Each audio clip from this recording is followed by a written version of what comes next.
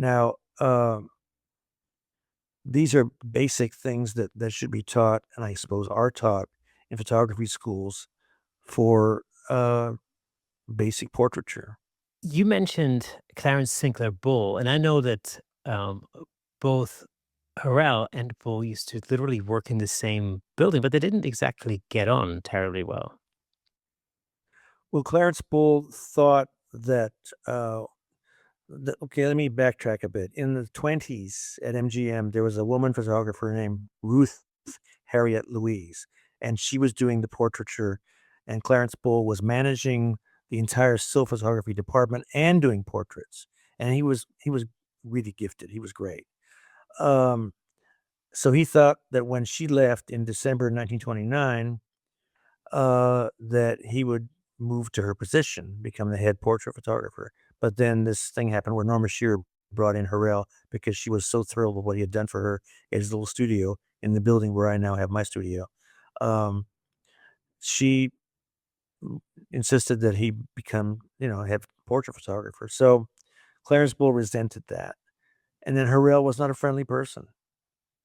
And Bull was a very reserved person. So the two just they could never meet in any common ground. And also Hurrell insisted that his negatives be processed by nobody else. I mean, this laboratory was fantastic.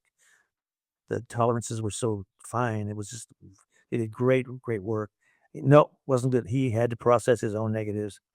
So that meant that his negatives would not be stamped with the flash, like it was a flashing device that put the date of the negative, the photographer, what production it was to be charged to, and what number exposure this was. It was a machine that Clarence Bull had invented.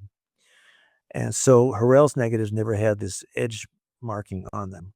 So you can't tell the date. I mean, for example, I know that Greta Garbo was photographed November 19th, 1931 by Clarence Bull for Mata Hari, but who knows what day Norma Shearer was photographed in 1932 by Hurrell for Smiling Through.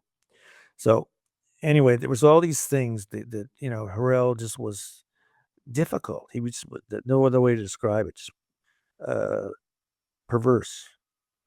He was a team player. No, he wasn't.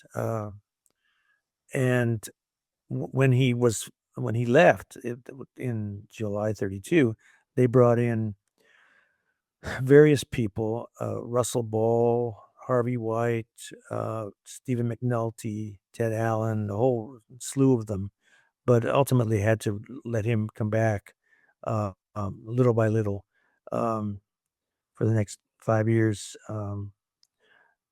because the stars just insisted on having him.